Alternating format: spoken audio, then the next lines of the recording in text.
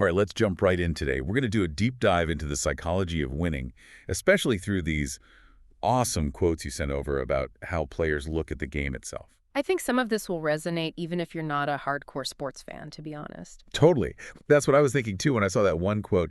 If you're on thin ice, you may as well dance. It's so bold. What's your take on that kind of mindset for a player? It really shows they're ready to embrace risk, especially when things are already kind of shaky, right? It's almost like saying, why play it safe when you're in a tough spot anyway? But isn't that a little reckless? Shouldn't players try to, minimize risk, especially in those huge moments? It's not really about being reckless, though. It's more like calculated risks, you know? Sometimes the best way out of a tough spot is to just go for it, push your limits, and see what happens. Mm. You think about some of those crazy comebacks, those last-second shots, the wild plays that change a whole game. It's often those players who weren't afraid to take that risk. I see what you mean. It's about seizing the moment, even when things look bad. And what about that Canadian athlete, quote, skin grows back, points don't? That one almost feels like they don't even care about getting hurt. Yeah, that's a really interesting one, right? It definitely reflects a fearlessness, a willingness to push physical limits. But it's not about being reckless either, really. It's more about accepting the nature of the game. Physicality is part of it. It's a calculated risk, finding that balance between going all out and protecting yourself. So is it kind of like having a high pain tolerance? Just dealing with whatever you have to win? I think it's deeper than that. It's like understanding that being uncomfortable physically is temporary, but the points, the wins, those stick around. It's a mentality you see in those tough, committed players, you know? Yeah, like those hockey players blocking shots. They know it's going to hurt, but they do it for the team. Exactly. They take the pain for something bigger. It's about knowing what really matters when it's all going down. And it's not just physical, it's mental too. Pushing through exhaustion, ignoring distractions, staying focused on the goal. That's what separates the good from the great. So we've got risk-taking, physicality, mental toughness, all signs of a player who's really fixed on winning. Maybe even to that win-at-all-costs point, right? But is that always good? That's where things get interesting, because win at all costs can be good and bad. It can drive athletes to amazing things, but also lead to some bad choices if they don't have ethics and sportsmanship too. So how do you find that middle ground, having a winning mindset without going too far? I think it's about realizing that a true win is more than the score. Competing with integrity, respecting your opponent, keeping the spirit of the game alive. It's playing to win, yeah, but playing fair and honorable too. Which brings us to that other quote, be the player that no one forgets. That one really hit me hard. It feels like a whole different way to look at winning. It speaks to leaving a real legacy, one that's bigger than awards. It's about making a difference, contributing something that lasts, inspiring others who come after you. So it's not just championships or records, it's making a real impact. Like playing with a passion, a style that makes you stand out. Absolutely. Think about those players you remember best. Maybe not all champions, but they brought something special. Heart, flair, that energy that gets the crowd going and inspires their teammates. I could see how that sticks with you longer than just a win. Totally. It's about connecting, creating a memory, leaving a mark that goes beyond the scoreboard. It's fascinating, right? We've talked about taking risks, physical toughness, mental strength. But what about that inner drive, the will to win that seems to power so many great athletes? It makes me think of that Loy Bol quote. The will to win is more important than the skill to win. Do you think that raw talent can actually lose out to pure determination? It's not really about one being more important. I think it's more like skill is the base, but the will is what drives it, like the fuel. You need both to really hit your full potential. Think about athletes like Michael Jordan or Serena Williams. They weren't just talented, they had this huge desire to succeed, a work ethic that never quit, that pushed them to the top. But what about practice? That plays a huge role, doesn't it? Oh, absolutely. There's that quote, practice is the battle you must win, and it's so true. Consistent effort is key. But it can't just be going through the motions. It's about practicing with purpose, zeroing in on what you need to improve, and pushing past your comfort zone. So it's like that thin ice quote again, in a way.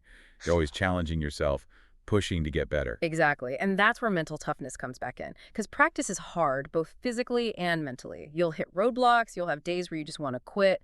But the ones who make it, the ones who reach that top level, they have that drive that keeps them going. It's like they have that skin grows back mentality, even in practice.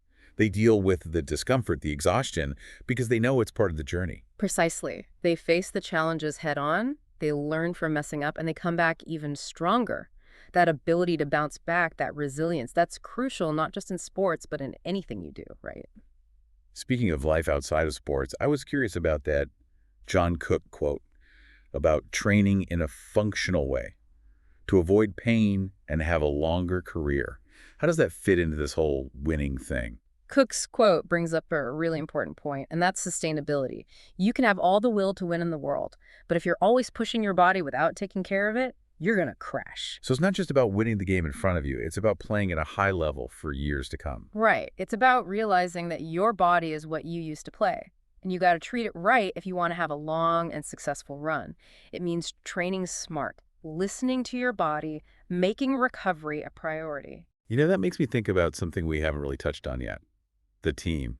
Gabrielle Reese has that quote, "If you want to stay fit, surround yourself with a couple of chicks who are fired up so that the one day you're not, you can feed off their energy."